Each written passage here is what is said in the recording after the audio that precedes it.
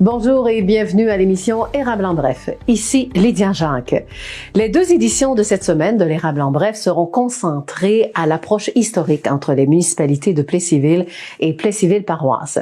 Il est important de souligner que les deux municipalités voisines ont eu historiquement une vision différente par rapport au développement. Plessisville-Paroisse favorisait plus le développement agricole pour sa population, tandis que la ville de Plessisville se concentrait plutôt dans le secteur industriel. Cependant, la situation a changé depuis l'élection des nouveaux maires dans les deux municipalités. Pierre Fortier et Jean-François Labbé ont été élus maires de la ville de Plessisville et la paroisse de Plessisville en novembre 2021 respectivement.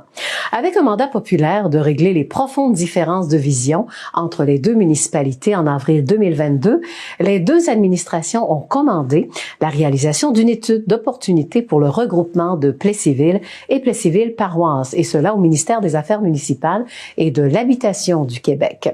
Cette démarche a eu comme but d'analyser les aspects socioculturels, économiques, géographiques et politiques à considérer, ainsi que d'étudier les impacts financiers et fiscaux qu'aurait un possible regroupement et aussi de définir les principaux enjeux. Le 14 septembre 2022, les deux municipalités ont annoncé un événement intitulé Déjeuner des maires où M. Fortier et M. Labbé ont présenté les principaux sujets pour travailler ensemble devant un auditoire de plus de 200 personnes des deux municipalités. La TVCE s'est rendue au club de golf de Plessisville pour un déjeuner-rencontre pour s'informer sur ces annonces. Pour mettre en contexte le sujet, nous vous présentons un résumé des interventions les plus importantes des deux maires lors de la rencontre publique. Notre venue ici, c'est la mobilisation des gens d'affaires. J'ai des gens du rang 11 j'ai des gens de tout le secteur agricole qui nous ont aidés, qui ont dit on devait faire les choses autrement, nous, en paroisse. Puis il y a un message aussi à la ville de faire les choses autrement.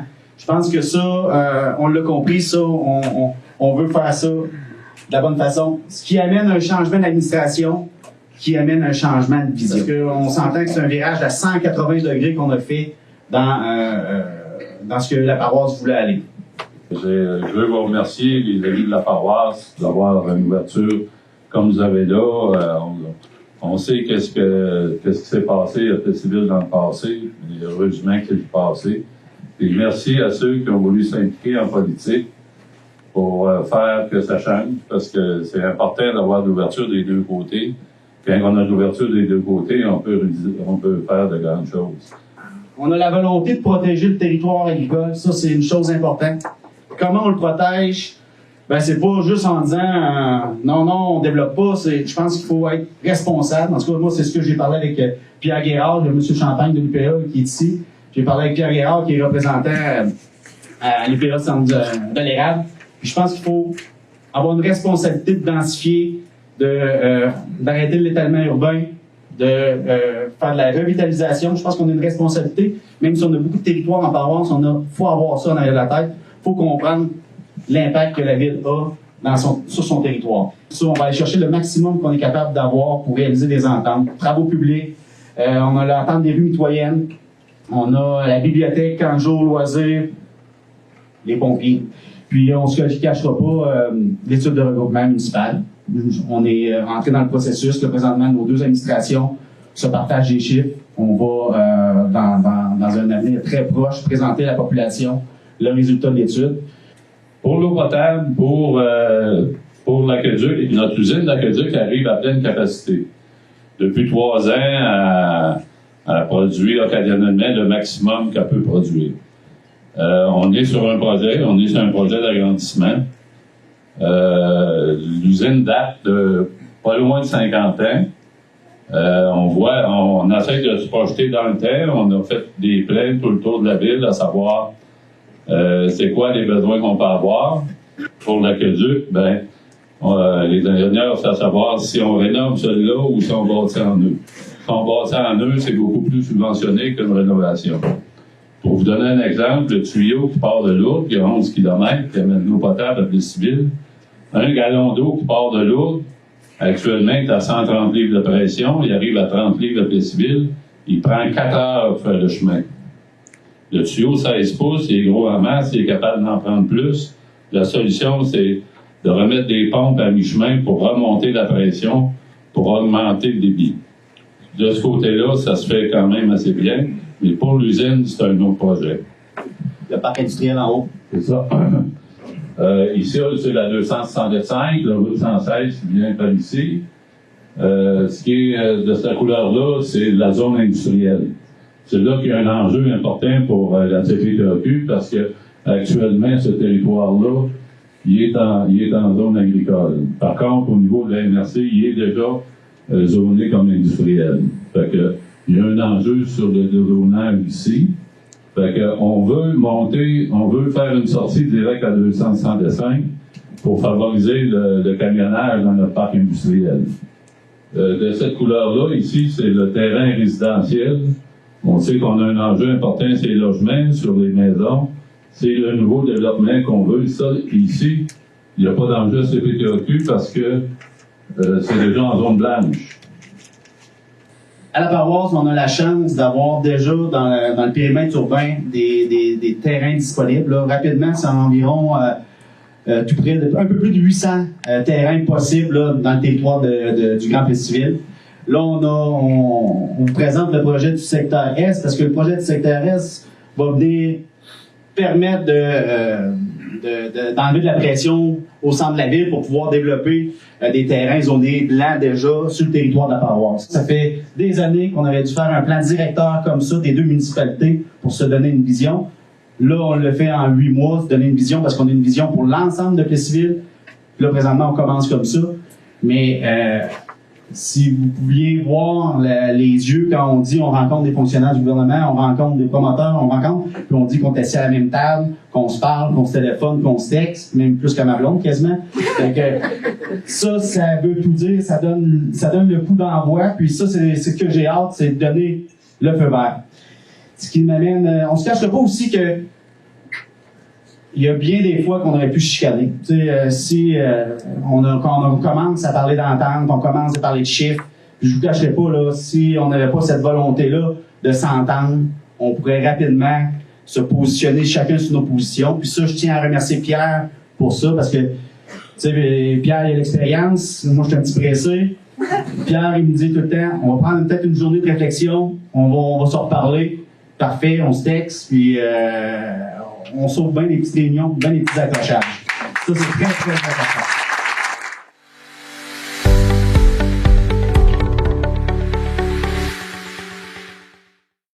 Vous avez entendu les points en commun dans lesquels la ville et la paroisse de Plessisville ont décidé de travailler ensemble. Dans le désir de mieux informer notre public avec nos recherches journalistiques, eh bien, l'équipe de la TVC a invité messieurs Pierre Fortier et Jean-François Labbé dans nos studios. De plus, nous avons invité deux spécialistes en eau potable et traitement des eaux pour nous informer sur les défis de l'un des projets annoncés pendant le déjeuner des maires. Nous parlons notamment de Vicky Labranche, directrice de développement durable, et Martin Lacroix, chef de service de l'hygiène du milieu de Plessisville. Comme il s'agit d'un dossier complexe, nous décortiquerons les sujets dans nos deux éditions de l'Érable en bref de cette semaine. Commençons maintenant avec Monsieur Pierre Fortier, maire de la ville de Plessisville. Bon visionnement. Nous allons approfondir certains sujets aujourd'hui que vous avez sûrement entendu parler dans le monde de l'actualité locale. Et pour ce faire, eh bien, je reçois le maire de Plessisville, Monsieur Pierre Fortier. Bonjour, Monsieur Fortier. Bonjour, Lydia. Alors, Pierre Fortier, on va revenir un peu sur ce fameux déjeuner qui a eu lieu au club de golf de Plessisville. C'était au mois de septembre. Oui, c'est ça. Et puis, il est ressorti pas mal, une belle énergie, que ce soit pour les gens d'affaires, que ce soit pour les industries, que ce soit pour nos constructeurs également, autant dans le monde communautaire que dans le monde des affaires. Est-ce que vous êtes satisfait d'avoir provoqué ce genre de déjeuner? Oui, très satisfait. On a une participation record, là. C'est la majorité des gens qui avaient dit qu'ils venaient. Il y a juste 2 ou 3 personnes qui sont pas venues. Fait que des fois, il y a des enjeux de dernière minute. Mais très, très satisfait. Puis surtout, très satisfait des commentaires qu'on reçoit depuis ce temps-là. Oui, quel genre de commentaires? Ah, tout le monde sont contents de voir la nouvelle dynamique qui s'installe dans notre grande communauté de Plessisville. Ils sont contents de voir que ça bouge. C'est important pour nous autres aussi de le communiquer, de savoir qu'on a une vision différente, puis qu'on veut travailler fort avec notre voisine, la paroisse, puis sur plusieurs projets. Fait que les gens sont contents. Puis ils sont contents aussi d'être informés. de savoir un industriel, un commerçant, ça a besoin, un homme d'affaires, une femme d'affaires, ça a besoin d'être informé. Fait que quand on est informé, puis on sait qu'il y a une direction qui se fait que c'est très apprécié. Bon. Et ça a attiré quel genre de personnes? Vraiment juste des gens d'affaires ou il y avait pas mal de gens au niveau municipal aussi? On a invité tous les gens municipaux de la MRC parce qu'il est important de voir le Grand Plessisville comme ville-centre de la MRC, ville dynamique, puis leader dans le développement.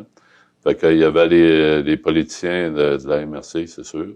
Il y avait aussi les gens d'affaires du côté commercial. On a invité les gens d'affaires du côté industriel aussi, mais de tout la MRC. Il y avait des gens de l'Easter, de Saint-Ferdinand, il y avait des gens beaucoup de gens de la paroisse de Plessisville, de la ville. Fait que tout le monde était invité.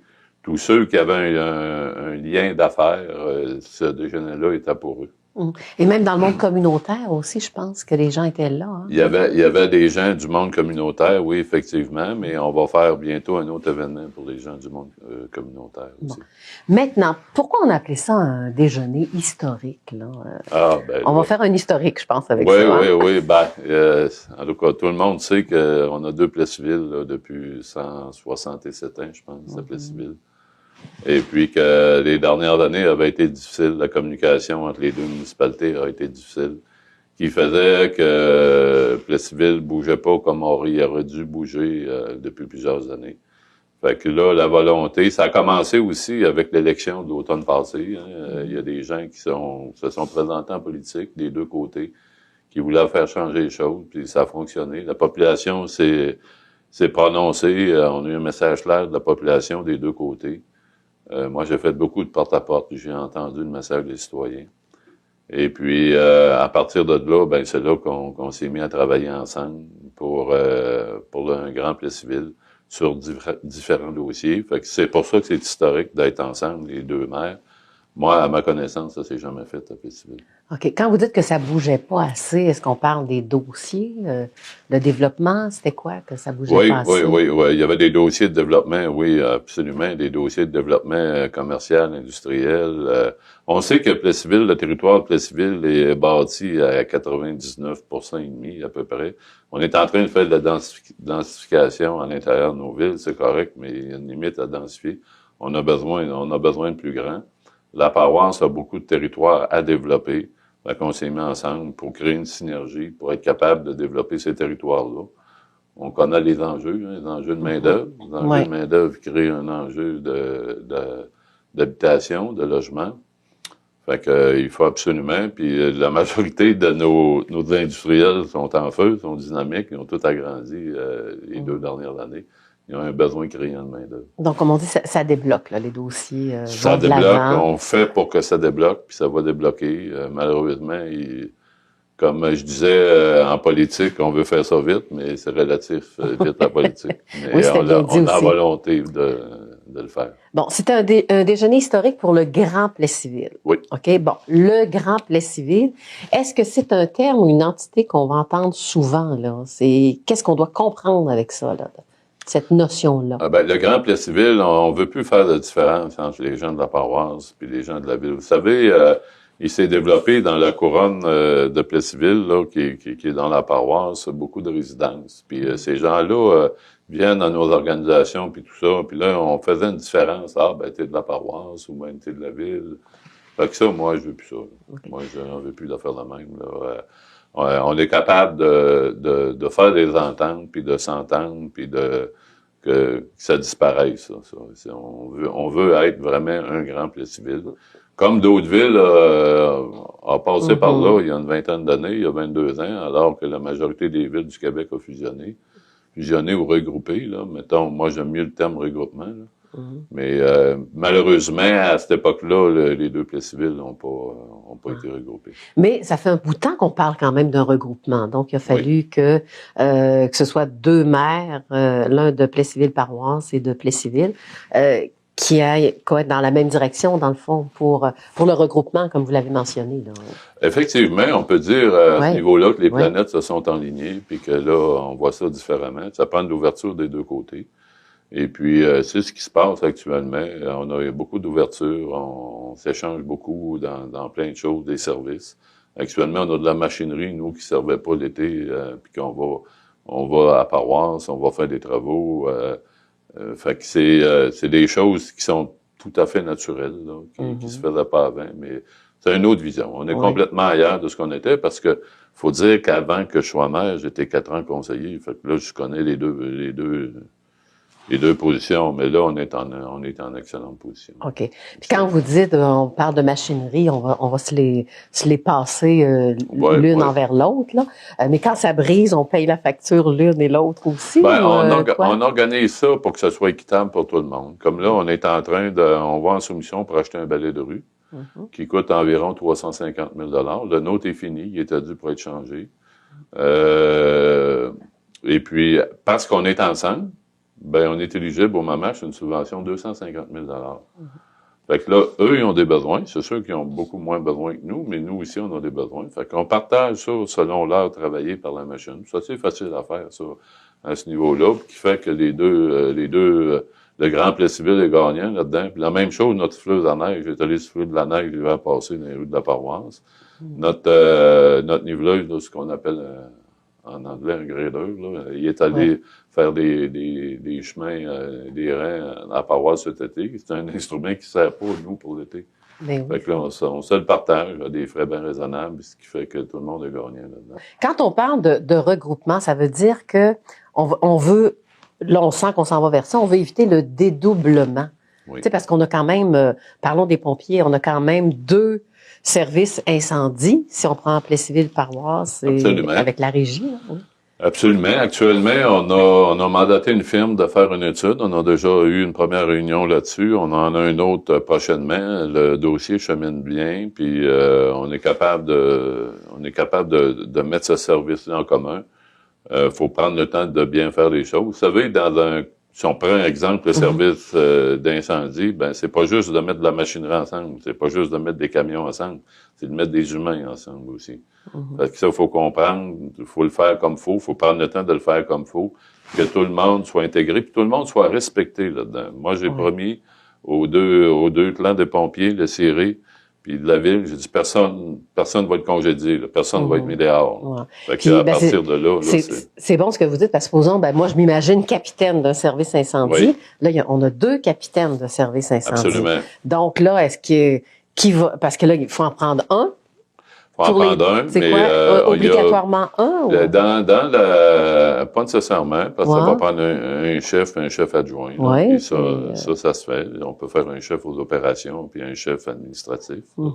Il y a beaucoup de travail administratif, les pompiers, ça paraît pas, mais il y a beaucoup de travail. Et puis ça peut être fait. Puis on fait affaire avec une firme là, qui est spécialisée là-dedans. Puis même, faut dire, la personne, je pense qu'elle a fait 160 regroupements de systèmes de pompiers au Québec. Fait qu'elle est familier avec le processus. Ouais.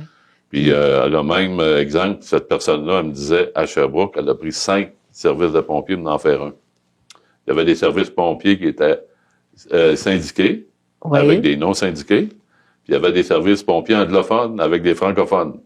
Fait qu'il en a mis 5 ensemble, puis ça fonctionne, puis ces gens-là veulent pas revenir en arrière. Fait qu'on voit qu'il y a moyen de... Quand il y a de la bonne volonté, là, on peut faire plein des choses. Oui, parce qu'il faut quand même faut faire attention, parce que chaque geste qu'on pose, il y a des conséquences au niveau de la famille, etc. Oui. Je parle au niveau des salaires aussi, parce que je ne sais pas si vos conventions étaient similaires ou... Les conventions sont pas similaires, mais on s'aperçoit avec l'étude que c'est très, très près l'un de l'autre. Là. C'est pas... je te dirais qu'à ce niveau-là, c'est banal, là. C'est pas significatif. Okay. C'est pas un enjeu actuellement. Bon, puis vous l'avez dit vous-même, personne ne sera congédié. Personne ne sera congédié, tout le monde va être respecté là-dedans, puis c'est la première commande qu'on a donnée. Tout le monde va être respecté là. Bon. Et aussi, on va y aller au niveau des 2 villes, des 2 municipalités, dans le sens que vous avez tout est hiérarchisé quand on parle de niveau municipal. Ouais.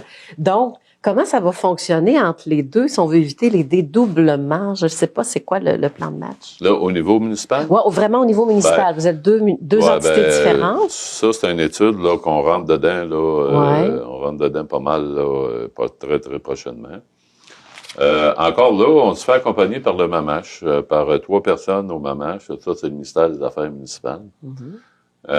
Qui connaît très bien, qui ont fait des fusions dernièrement avec d'autres municipalités dans le Québec.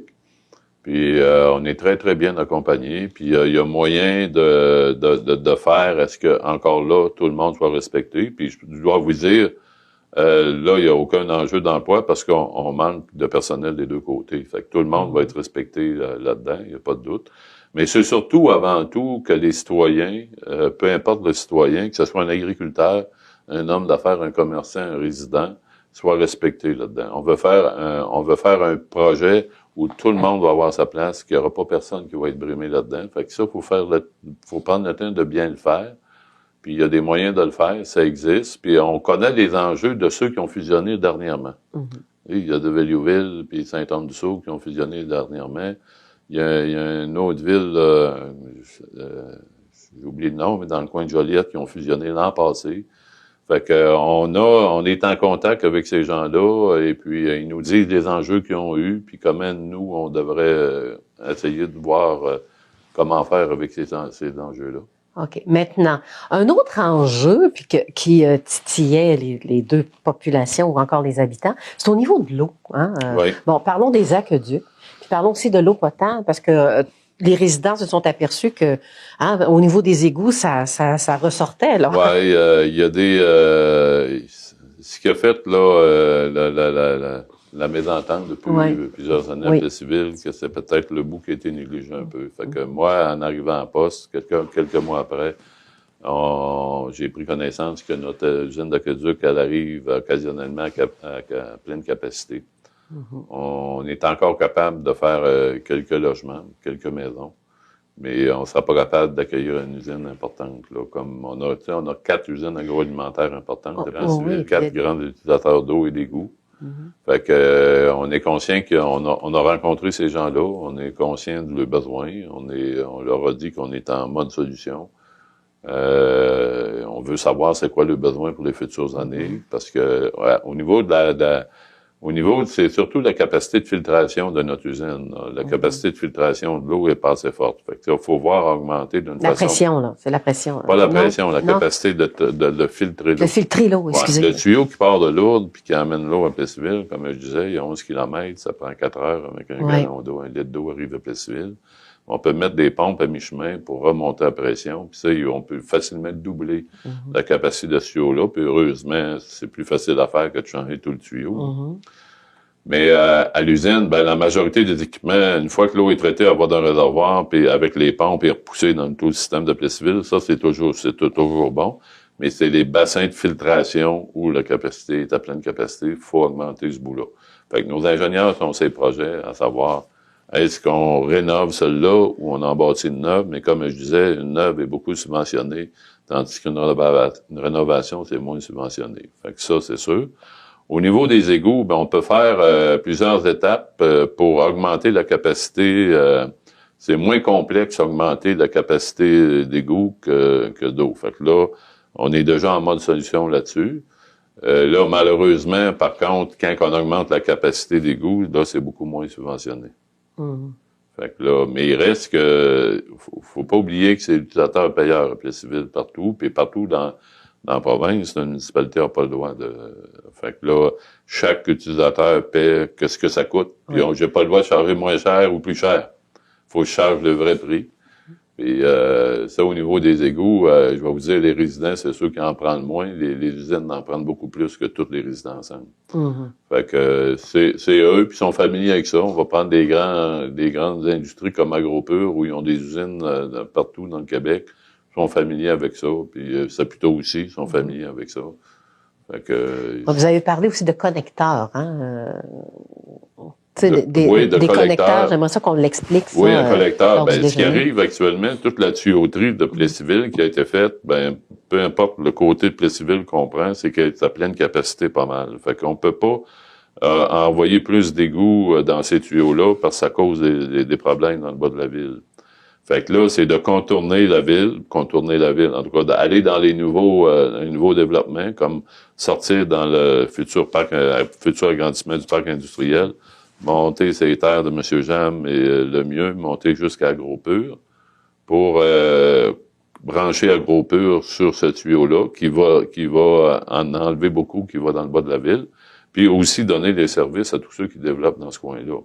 Fait que ça, c'est une méthode assez simple à faire, facile à faire, que plutôt d'ouvrir une rue puis d'aller changer tous les tuyaux, parce que là, mettre ce collecteur-là, actuellement, on est en plein champ. Fait que c'est facile à faire à ce moment-là. Parfait pour les collecteurs. C'est un collecteur. Le collecteur. Puis en même temps, on va monter l'aqueduc à côté. Fait que là, on va pouvoir distribuer chaque côté pour faire des développements. Alors, en guise de conclusion, donc, on peut dire que la santé économique va bien dans la région? Elle va bien. On veut la stimuler plus.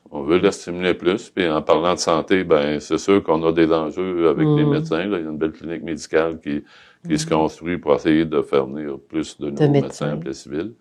Mais on veut continuer à développer le commercial. Mais on sait que de ce côté-là, c'est pas facile. C'est très, très difficile, mais on a le cœur de le faire. Puis au niveau industriel, là, les besoins sont urgents. Il faut répondre à ces besoins-là. Puis notre grande communauté de Plessisville, c'est la priorité, c'est la raison pour laquelle je suis venu en politique. Bon, merci beaucoup de nous avoir tout raconté. Je pense qu'on a fait un bon bilan. On a oublié quelque chose? C'est le temps, là. Non, je dois vous dire qu'on a le goût que ça change à Plessisville. Plessisville, c'est notre tour, puis on va faire pour donner à tout le monde les enjeux que ça prend, tout ce que ça prend pour développer. Puis il y a beaucoup de gens que ça change. Il y a beaucoup de gens qui me connaissent, ils m'appellent, puis on règle les dossiers, puis on va de l'avant, puis c'est ce qu'on veut. Parfait. Bon, je vous remercie. On se dit à une prochaine fois. Dans cette première édition de l'Érable en bref de la semaine, nous avons traité l'approche historique entre les municipalités de la ville et la paroisse de Plessisville. Dans notre prochaine édition, nous continuerons à développer le sujet avec encore plus d'informations et plus d'invités. Pour l'instant, passez une excellente journée.